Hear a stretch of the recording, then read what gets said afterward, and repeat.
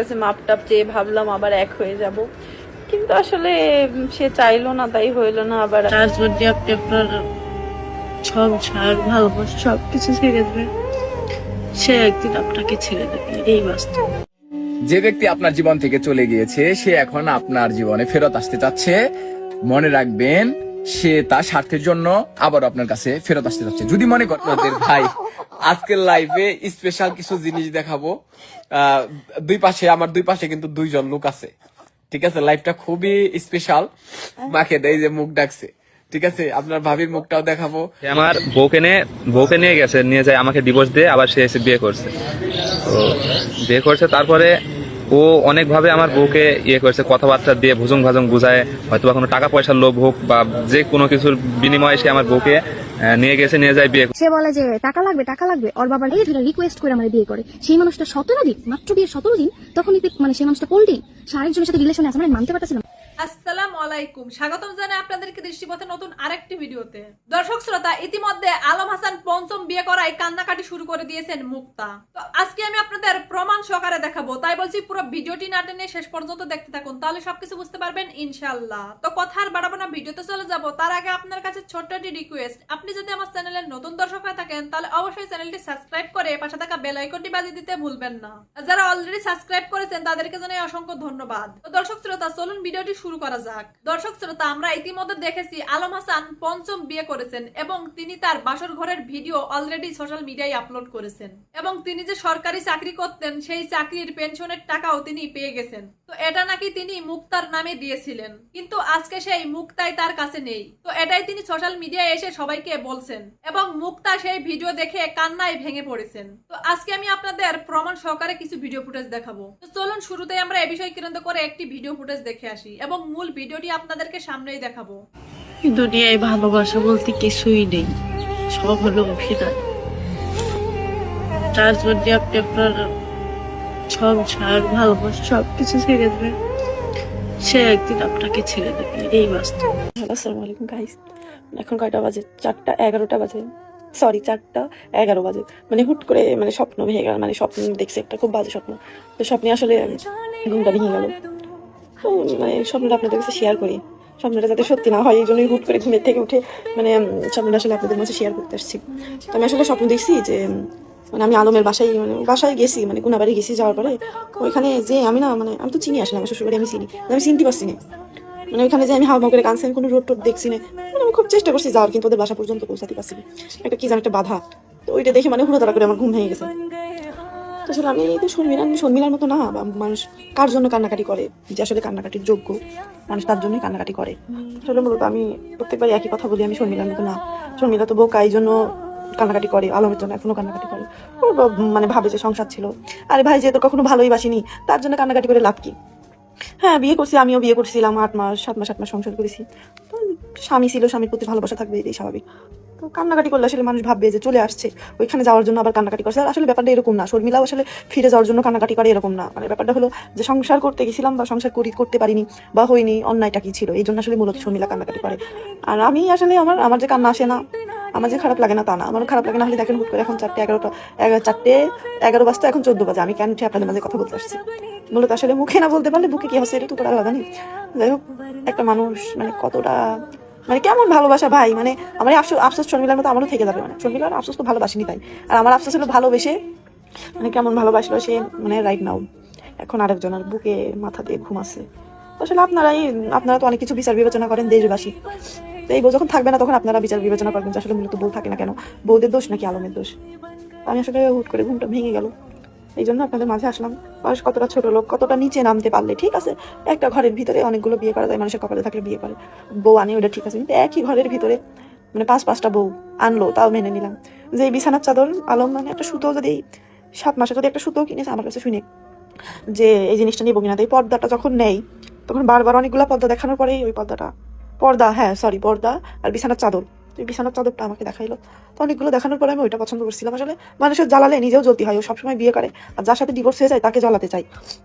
আসলে জ্বালাতে যে লাস্ট ফিনিশিং ওরই যে বউ থাকে না, তো এটা আসলে ও বুঝতে পারে না যে আমি কারে জ্বালাতে গেলাম, জ্বালাতে যে আমার নিজেরই সংসার হলো না। আমাকে নিয়ে বলছে 15 খাইছে তো এক্স হাজবেন্ডের জন্য, এক্স হাজবেন্ডের জন্য 15। আমি আর স্টুডেন্ট 15 খাইছি এক্স হাজবেন্ডের। যে মানুষ বিয়ে কয়টা করে?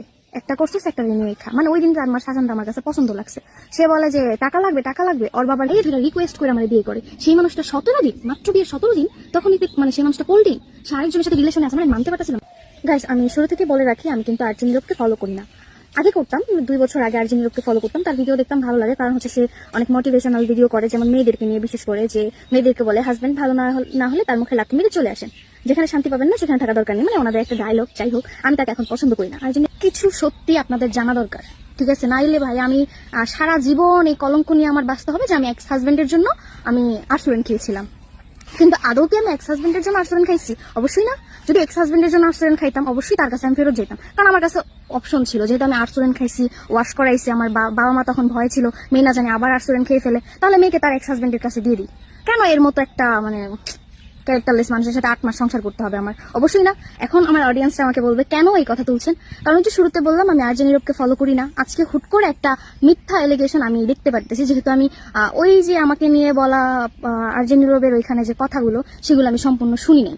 সেক্ষেত্রে আজকে হুট করে টিকটক স্ক্রলিং করার সময় আমি এটা দেখতে পাই যে আমাকে নিয়ে বলছে 15 খাইছে তো এক্স হাজবেন্ডের জন্য 15 আমি আর্সুরেন্ট 15 খাইছি এক্স হাজবেন্ডের জন্য। সেটা প্রুফ সম্মুখে আর্জেন নীরবকে দেখানো হয়েছে যে এই যে ওকে ওয়াশ করাইছি আমি নিজে, তাও আবার এক্স হাজবেন্ডের জন্য। আচ্ছা গাইস, আমার একটা কোশ্চেন হচ্ছে যে আমি যদি আমার এক্স এর জন্য আর্সুরেন্ট 15 খেয়ে থাকি, তাহলে আমি কেন 8 মাস তার সংসারে ছিলাম? কেন? তখনও তাকে ছেড়ে আসলে আমি ভাইরাল, মোটামুটি সব, মানে মোটামুটি না, আমি তখন বলতে পারতাম আমি নিমাইগান ধুর, আমি এই লোকের ওয়াইফ, তখন তো আমি ভাইরাল। তাহলে কেন আমি 8 মাস সংসার করলাম? যদি আমি আমার এক্স এর জন্য আর্সুরেন্ট খেয়ে থাকি, আমার এক্স দেখতে সুন্দর, সুদর্শন, বয়স কম, আমার বয়সের, আমার সেম এজে, তাহলে আমি আমার এক্সের সাথেই তো থাকতে পারতাম। তার কাছে কেন গেলাম ভাই? তো সব কথার এক কথা, কেন আমি আর্সুরেন্ট খাইলাম সেটা আপনাদের জানা দরকার। আমি বলছি, এখন আমি বলতে চাই আমার সাথে কি হয়েছে আমি একটু গুছিয়ে বলি। একজন লোক বিয়ে করার 17 দিনের মাথায় তার মানে যেহেতু ক্যারেক্টার অনেক ভালো, তার ক্যারেক্টার খুব সুন্দর, সাদামাটা ক্যারেক্টার, কারণ সে যতবার অপরাধ করে ততবারই বলে আমি কোনো অন্যায় করিনি, আমি কোনো ভুল করিনি, তার অন্যায় ঢাকার জন্য। তো তারপরে হচ্ছে 16 দিনের মাথায় তার হচ্ছে পিড়িতে লাড়া দেয়, তখন সে উত্তরাতে তার একটা গার্লফ্রেন্ডের সাথে দেখা করতে চায়। সেখানে তাদের অনেক ক্লোজ ছবি ছিল, সেই ছবিগুলোই আমি দেখতে পাই হচ্ছে বিয়ের 17 দিনের মাথায়। দেখার পরে হচ্ছে যেটা নিয়ে আমি তাকে কোশ্চেন করি, কেন করলেন এটা, আমাকে কেন ঠকাচ্ছেন? তখন হচ্ছে ফাল মেরা, তার একটা স্বভাব আছে, এখান থেকে একটা ফাল দেয় ওইখানে যাওয়া, ওইখান থেকে ফাল দিয়ে ওইখানে যাওয়া। তো ওই ফাল মেরে হচ্ছে এলাকার সব লোকজন ডাকায়, আমার বাবা মাকে ফোন দেয়, ফোন দিয়ে বলে যে আমি এই মেয়ের সাথে সংসার করবো না। তো ওই মুহূর্তে আমার একটা কথা কানে এখনো বাজে, তার মা বলছে যে মানুষ বিয়ে কয়টা করে, একটা করছিস একটা রিনিউয়ে খা। মানে ওই দিন আমার শাসনটা আমার কাছে পছন্দ লাগছে। সে বলে যে টাকা লাগবে, ওর বাবার কি টাকা আছে, তার থেকে বহুত গুণে টাকাওয়ালা মাইয়া তোমার চালার ভিতরে বিল্ডিং বানাই দিন। মানে চালা বলতে বোঝে হচ্ছে ওইখানে মানে আমাদের বাড়ির সাইডে ফাইডে যে জায়গাগুলো পড়ে থাকে ওগুলো চালা বলে নিবি। তো তারপরে এই কথা বলার পরে আমার বাবা ফোন দেয়, আমার বাবারে বলে আপনার মেয়ে পরকীয়া করে তার এক্স হাজবেন্ডের সাথে। তো যখন এই কথা বলছে, আমার বাবা মা মনে করছে যে আসলেই হয়তো আমি এটা করতে পারে, আমার বাবা মা ভাবছে। তো আমার বাবা বলছে যদি ওর সংসার না করতে পারিস তোরে আমি তেজ্য করে দিব, তোরে আমার বাসায় ঢুকতে দিব না। তো যাদের ফ্যামিলি ভালো থাকে সেই মেয়েরা কখনো সংসার ছাড়ে না। তা আমার ফ্যামিলি ভালো ছিল বিধায় আমি 8 মাস ছিলাম। ওই যে বললাম না কেন ছিলাম 8 মাস, আমার ফ্যামিলি ভালো ছিল, আমার বাবা মা কথায় কথায় বলছে ওর সংসার করতে না পারলে তোরে তেজ্য করে দিব। আর ও বারবার বলে গেছে তোকে আমি রাখবো না, তোর সাথে সংসার করবো না, তোকে আমার ভালো লাগে না, মানে আমাকে তার পছন্দ না, তার আরো মডার্ন মেয়ে পছন্দ, স্টাইলিশ মেয়ে পছন্দ, মানে মুক্তাপুর মতো সুন্দরী মেয়ে পছন্দ, আরেকবার আর বউ পছন্দ। তো যাই হোক, তারপর এক পর্যায়ে মানে ঝামেলাটা এত বেশি হয়ে যায় যে আমি কখনো মেল দরবারে বসি নাই। তো ওই দিন আমি কিছু বলতে পারতাছিলাম না।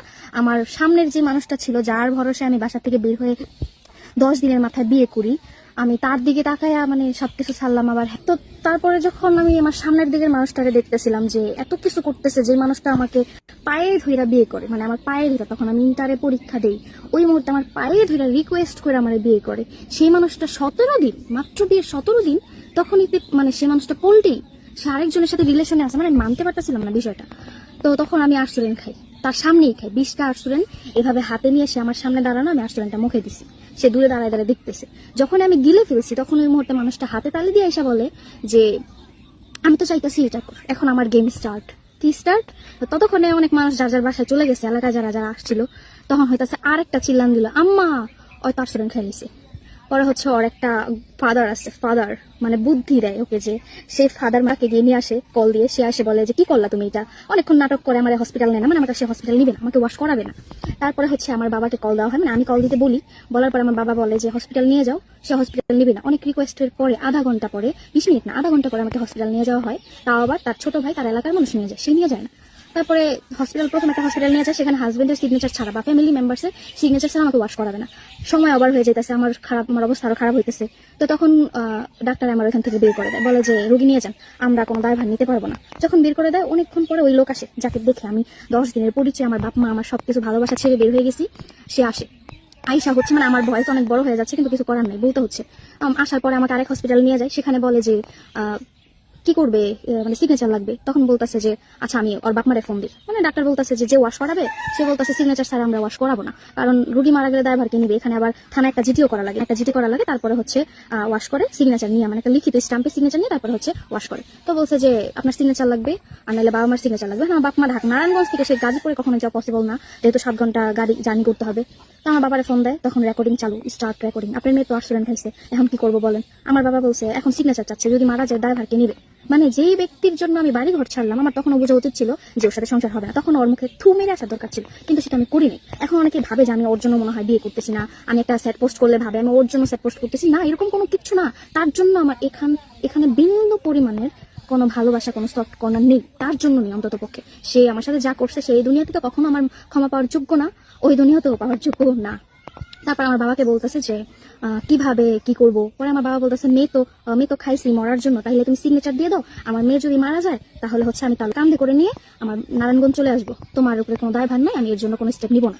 যখন এই কথা বলছে, তখন সে ওটা রেকর্ডিং করে সিগনেচার দেয়। এই মানুষটার জন্যই আমি আমার বাবা মার বাড়ি ঘর ছেড়ে গেছিলাম 10 দিনের পরিচয়। জাস্ট আপনারা এতটুকু জানেন যে ওই আর্জেন্ট রোবের ওইখানে মিলিয়ন ভিউজ হয়েছে, মানুষ দেখছে অনেক, ঠিক আছে। সবাই ওর কথাতেই, একপক্ষিক কথাতেই ভাবতেছে যে শর্মিলা আসলেই তার এক্সের জন্য আর্সুলেন খাইছে, কিন্তু শর্মিলা এক্সের জন্য খায়নি। যদি এক্সের জন্যই খাইতো তাহলে তার সংসারে 8 মাস থাকতো না। ভাইরাল হওয়ার জন্য কিন্তু আমি ওই 17 দিনই তার জীবন থেকে চলে আসতে পারতাম, 8 মাস নিজেকে ক্ষয় করতাম না। বুঝতে পেরেছেন? আশা করছি পুরো ভিডিওটি আপনারা মনোযোগ সহকারে দেখেছেন এবং এখানে কি বলা হয়েছে সেটাও বুঝতে পেরেছেন। তো এই বিষয় নিয়ে আপনাদের কি মতামত অবশ্যই কমেন্ট করে জানাবেন। তো চলুন পরবর্তী ভিডিওটি আমরা দেখে আসি। আলম হাসানের এখন 5 নাম্বার বউ, যেটা 5 নাম্বার বউয়ের প্রথম স্বামী কিন্তু আমি। তো আমি চাই যেন তার একটা মানে সুষ্ঠু একটা প্রতিবাদ হোক, কারণ সে আমার বউকে নিয়ে গেছে, নিয়ে যায় আমাকে ডিভোর্স দিয়ে আবার সে এসে বিয়ে করছে। তো বিয়ে করছে, তারপরে ও অনেকভাবে আমার বউকে করছে, কথাবার্তা দিয়ে ভুজুং ভাজুং বুঝায়, হয়তো বা কোনো টাকা পয়সার লোভ হোক বা যে কোনো কিছুর বিনিময়ে সে আমার বউকে নিয়ে যায় বিয়ে করছে। আর আমি এত কিছু বলতে চাই না, আমি একটা কথাই বলতে চাই যে এটার একটা সুষ্ঠু মানে প্রতিবাদ হোক, আর এমন যেন নেক্সট টাইম এমন যেন কোনো মেয়ের সঙ্গে এমন খারাপ আচরণ না হয়, সেই যেন না। সো গাইস, দেখছেন নাকি কামটা করছে। ফাইনালি আলম হাসান ক্রিকেটার নাসির হোসেনের মতন অন্যের বউ বাগায় লই না বিয়া করে লাইছে। তো এই সাহসটা পাইছে করতে ক্রিকেটার নাসির হোসেনের মামলা রায়টা যদি নাসির হোসেনের পক্ষে না যাইতো, তাইলে এই নিমাইকে আলম হাসানও এই কাজটা করতে পারলো নইলে। যে ব্যক্তি আপনার জীবন থেকে চলে গিয়েছে, সে এখন আপনার জীবনে ফেরত আসতে চাচ্ছে। মনে রাখবেন, সে তার স্বার্থের জন্য আবার আপনার কাছে ফেরত আসতে যাচ্ছে। যদি মনে করেন সে আপনাকে ভালোবাসে, আপনার জন্য কষ্ট পাচ্ছে, আপনার জন্য মায়া হচ্ছে, এই জন্য ফেরত আসতে যাচ্ছে, তাহলে এটা ভুল চিন্তা ভাবনা আপনার। সে এমন একজন ব্যক্তিকে বেছে নিয়েছিল যে ছিল আপনার থেকে বেটার। এখন তার কাছে যাওয়ার পর সে দেখতে পাচ্ছে যে সে বেটার ছিল না, বেটার ছিলেন আপনি। এখন যদি তাকে আবারও আপনি সুযোগ দেন, সে আবারও একই কাজ করবে। কিরকম করবে? সে যখন আবারও আপনার থেকে বেটার পাবে, তখন আপনাকে ছেড়ে সে চলে যাবে। এখন এই সুযোগটা দেওয়ার কারণে আপনি আবারও ডিপ্রেশন যাবেন, পুরো পরিবার আপনার জন্য কষ্ট পাবে, আপনি নিজেও কষ্ট পাবেন। আপনাদের ভাই আজকের লাইভে স্পেশাল কিছু জিনিস দেখাবো। আমার দুই পাশে কিন্তু 2 জন লোক আছে, ঠিক আছে। লাইভটা খুবই স্পেশাল। এই যে আমার মুখে যে জিনিসগুলা দেখতেছেন মাখানো, এগুলা বিশ্বাস করেন আমি একদমই মাখাই নাই, একদমই না। এগুলা আপনার ভাবি কি করে মাখে দেয়, যে মুখ ডাকছে, ঠিক আছে। আপনার ভাবির মুখটাও দেখাবো, আর আমি কিন্তু প্রতিদিন দেই না, আজকাল দিছে, তো ওই সুবাদে দেখাচ্ছি। আর এই যে এই পাশে একজন, এই যে দেখেন মুখ লুকাইছে, এই পাশে একজন মুখ লুকাইছে। এই আব্বু আসো, মাই ডিয়ার ফাদার। আব্বু উঠো, এদিকে আসো। কি মাদ্রাসায় বসো। এই যে দেখেন প্রতিদিন মুখে মারবো। আমি কই মান সম্মান কাইটা দিতেছি সরো। আরে ক্রিম দিলে সমস্যা কিছু হয় না। আব্বু এদিকে আসো। মিহাল রে বলে কি কই বাবু তোমারে, উঠাও মাথা উঁচা করো, সোজাও সোজাও সোজাও এমনি শরম সোজাও দেয়। সোজাও। আর টুকরা আসো, আর টুকরা আসো, হ্যাঁ আর টুকরা আসো। বিষয়টা খুবই স্পেশাল। আমরা মনে হয় আজকে প্রথম 3 জন একসাথে লাইভ করছি। হা হা রিয়াক্ট দেওয়ার কি আছে? আমরা প্রথম সবাই মিলে একসাথে লাইভ এই হা হা হা হা কেন react দেন। বুঝলাম না। হা হা react দেন। কালকে আমাদের এই 2 জনের এই ছবি নিয়ে 100টা ছবি বানায় মানে ভাবি রুশ করেন। ভালো আছে আলহামদুলিল্লাহ, কিন্তু হা হা দেওয়ার কিছু আচ্ছা নেই তো। এই যে মিহাল, ঠিক আছে মিহাল রে শুধু দেই নাই। আসসালামু আলাইকুম এভরিওয়ান। আজকে আমরা যে 3 জন, হ্যাঁ ভাইয়া ভাবি কেমন আছে, এই যে অবস্থা থেকেই বুঝলেন ভাবি কেমন আছে। কিন্তু বিশ্বাস করেন এই জিনিসটা যে আমি দিছি, ভাবলাম যে 3 জন মানুষ একটা পাশে। আরবি লেখা দেয়, তুমি আরবি পড়বা। এই গালাগালি দেয় কে রে? তার ধরে গালাগালি দেয়। তোমার তো মাথায় ব্রেন শট আছে দেখা যায়, দিতেই পারে তোমার তোমার বংশ দিতে পারে, তোমার হাজার হাজার গালি দিব, তুমি আবার টাটা এগুলা টর্চার করো কে? আদিরা কথা যথেষ্ট। এই গালি দেন, আমারে গালি দেন যত দেন, ওর মাথায় সমস্যা, অনলাইন প্ল্যাটফর্ম সম্পর্কে বুঝে না, বুকা গনে গালি দিব না, তাই না কাব্বু? এই লেখা নাব্বু রে, এই আপা আপনারা কি করলেন মিহাল রে? আসলে আল্লাহ। আসসালামু আলাইকুম, কেমন আছেন আলম ভাই? খাওয়া দাওয়া হয়েছে? আমাদের খাওয়া দাওয়া হয়েছে। দেখবেন কি করে? আমরা এই জন্যই নাটক করি। ওই দেখো লিখেছে, কমেন্টস করেছেন তাই রিপ্লাই দিলাম। তোমার কথাবার্তার ধরো না এরকম কি লিগা যে আমরা নাটক না করলে তুমি দেখবেন কি কাছে লাইভে এসে আমি কিন্তু ছেলে মানে ঘরেতে দেখছেন অবস্থা। এই লাইভ না করলে আর এটা দেখতে পারতেন না। কমেন্ট করবো, তোমার সমস্যা কি? তোমার আমি দেখতাছি না, আমি তো তোমার সাথে কথা কম না, যাও। কথা আপনার ধরে করেন কেন? দেখছো অলরেডি বুঝা ফেলাইছে মেনছে। কি বুঝেছো? হ্যাঁ এদেরকে বাংলাদেশ থেকে রাইট। আর ঠিকই আছে, ওর ব্যবহার যেরকম আপনাদের কমেন্ট ওই রকম আছে। ধন্যবাদ, থ্যাংক ইউ। হ্যাঁ আমার ব্যবহার খারাপ। তুমি তো নিজেই কইলা, তুই লিখতেই পারে। তুমি কি আল্লাহর ওলি না হাফেজ না আউলিয়া? তোমার ই করতে হইব। আর যে কমেন্টস করেছে সে আল্লাহর ওলি। ও আল্লাহর ওলি না, ও খারাপ দেখে খারাপ কথা লিখছে, তাই তোমার ওইটা বলতে হবে কিনা? আমাদের মুখের অবস্থাটা দেখেন না, আমরা কোন অবস্থায় আছি। হাস্যকর মুহূর্তে একটা কমেন্ট করে ভাবির মাইন্ড সেটআপ খারাপ করছে। তো যাই হোক, আপনাদের একটা কথা বলি, সেটা হচ্ছে আপনাদের ভাবি এটা আমাকে দিয়ে দিয়েছে। আর সবচেয়ে বেশি হচ্ছে মিহাল। মিহাল কই? আব্বা শত বাবা আহ কি করছো? খুব কষ্ট পাইছো? আমি কি কিছু কইছি? আব্বু এই আপনারা না বুঝা হুদায় কমেন্ট করেন কেন? ওই 2-1টা কমেন্ট ওগুলা করে আব্বু, সবার মন মানসিকতা দেখ না। কি কয়? আসো। আচ্ছা কালকে হুজুরের সাথে আমি কথা বলবো। তো যাই হোক, লাইভটা এই জন্য করছিলাম যে আমরা 3 জন মানুষ একসাথে, তো এটা স্পেশালি আপনাদের দেখাবো। আব্বু আসো, মন খারাপ না, আহ আহ 3 জন একসাথে আহ। থাক, কোনো কথাই কম না করলে আবার কমেন্ট আহ ঝগড়াটে। এটা ফার্স্ট কিন্তু আমরা 3 জন একসাথে লাইভে আসছি। আপনার ওই একটা কমেন্টের জন্য যে দেখেন মিহালে কান্না করে দিচ্ছে। আলম হাসান ভাইয়া, আমি ইন্ডিয়া আসাম থেকে। ভাইয়া আমি জানি সুরত জামাল ভাই ইন্ডিয়ার অনেকে আছেন, থেকো অনেকে আছেন আমাকে অনেক ভালোবাসেন। যাওয়ার খুব চিন্তা ভাবনা আছে। আসলে আল্লাহ তাআলা যখন আমাদের রিজিক নির্ধারণ করবে তখন আমরা ইন্ডিয়া যাব। জসিমউদ্দিন ভাই লিখছেন, ভাবি খুব সহজ সরল, থ্যাংক ইউ। আপনাদের মুখে কি লাগাইছেন ইন্ডিয়া থেকে দেখছি। আসলেই ভাই আপনার ভাবি প্রতিদিন রূপচর্চা করে, আমার মুখে না ওর পাশাপাশি আমার মুখেও দেয়। সেই জিনিস দিচ্ছি ইমানদার ভাই, আমি জীবনে কোনোদিন আমার মুখে সাদা সাদা জিনিস আমি দেই নাই, প্রথম দিছি। না জানি কালকে আমাদের কতগুলা ছবি স্ক্রিনশট নিয়ে মানুষ বলবে যে দেখেন মুখের মধ্যে কি দিচ্ছে 2 জনে। তুমি আচ্ছাড়াও ওই যে উ দিয়া কি করছে জানেন? যখন লাইভটা করছি না সুন্দর করে নেবো অর্ধেক গৈসা গৈসা নামি হাল পাতলা করছে, আর আমারে দেখেন কত গাঢ় করে দিছে। এই যে বাপরে বাপ, এগুলা দিলে বলে সুন্দর হয়। আমি কালা মানুষ, আমি কি কোনোদিন সুন্দর হইতে পারবো? তবে আমরা কি কও লাগতে জন্য? আল্লাহ রে, আব্বু এদিকে আসো, এদিকে আসো মিহাল, এদিকে আসো। যারা লাইভে আছেন কৃতজ্ঞতা পোষণ করতেছি, থ্যাংক ইউ। আর মিহালের জন্য দোয়া করবেন। মিহালের মাদ্রাসা মানে আগামীকাল বন্ধ, শুক্রবার, এই জন্য প্রতি বৃহস্পতিবার ওকে নিয়ে আসি। আর মিহাল কয়েকদিন পর নতুন মা পায়। হ্যাঁ দোয়া করবেন যেন মিহাল আরো 20টা মা পায়, তাই না গো? ঠিক আছে। বিয়ে করতে না না, মিহাল যেন 20টা আম্মু পায় এবং 20 জন আম্মু মিহালকে 20 দিক থেকে দেখবে। আমার বলেন আমি আর বিয়ে দেব না, এইসব দোয়া করেন না প্লিজ। আপনারা দোয়া করেন যেন আমার নিয়ে সংসার করে। ইনশাআল্লাহ এরকম হবে না। ভারত থেকে বলছেন এলন কিং বামসুলনা কি ভাই, থ্যাংক ইউ। ভারত থেকে অনেকেই দেখতেছেন, ভারতের অনেকেই আছেন। সুমিয়া আক্তার ময়মনসিং থেকে থ্যাংক ইউ। আলিফ কোথায়? আলিফ এখন বর্তমানে ঢাকা আছে ইনশাল্লাহ। আলিফকে আবার আপনারা রিসেন্টলি পাবেন। আমরা রিসেন্টলি আশুলিয়া গোলাপ বাগানে যাব খাগড়াছড়ি থেকে এসে, আপনার ভাবি যাবে, আর খাগড়াছড়ি আমাদের সাথে মিহালও যাবে ইনশাল্লাহ। আপনাদের একসাথে দেখে আমার খুব ভালো লাগছে। আসলে আমরা তিনজন আজকে একসাথে হতে পেরেছি, এই জন্য আল্লাহর দরবারে লক্ষ কোটি শুকরিয়া। আমাদের তিনজনের জন্য দোয়া করবেন।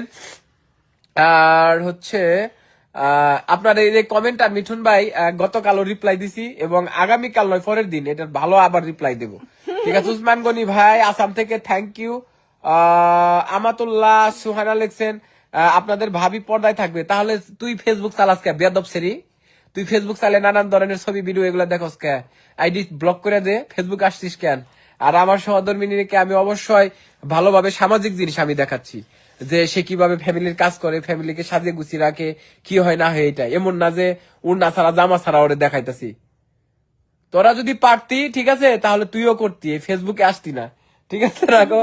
হ্যাঁ, বাংলাদেশের তো অনেক অফিসার আছে, টিউনো আছে, ইউনো আছে, প্রাথমিক বিদ্যালয়ের শিক্ষক আছে, বিসিএস অফিসার ক্যাডার আছে মহিলা, তারাও তো চাকরি করতেছে, হাজার হাজার পুরুষের সামনে যাচ্ছে। তারা কি এই বেয়াদব মেয়ে? ফালতু সঠিক উত্তর দিয়ে দিলাম। শুনছিস এবার আমার কথা শুনছিস? মা বোনেরা ব্যবসা প্রতিষ্ঠান পরিচালনা করতেছে, তারপরে বিভিন্ন কি বলে জায়গায় চাকরি করতেছে, বিভিন্ন প্রশাসনিক অধিদপ্তরে গভর্নমেন্ট জব করতেছে। তোমাদের কেন জলে রে বন্ধু? শুধু এই দোয়া করেন যেন জলে। কথাই কব না, যাও ঘুমাই পড়লাম। আমি আর কথা কব না। Thank you. এই যে দেন, এই যে আমি একটু মুড খারাপ করলেই মিয়ালো ঘুরে যায়, মিয়ালের আম্মু ঘুরে যায়। হ্যাঁ, তবে সকলের প্রতি আন্তরিকতা, দোয়া, ভালোবাসা। সবাই ভালো থাকুক। আশা করছি এই ভিডিওটিও আপনারা পুরো মনোযোগ সহকারে দেখেছেন এবং এখানে কি বলা হয়েছে সেটাও বুঝতে পেরেছেন। তো এই বিষয় নিয়ে আপনাদের কি মতামত অবশ্যই কমেন্ট করে জানাবেন। তো ভিডিওটি এই পর্যন্তই, দেখা হচ্ছে পরবর্তী ভিডিওতে। সেই পর্যন্ত সবাই ভালো থাকবেন, সুস্থ থাকবেন। আল্লাহ হাফেজ।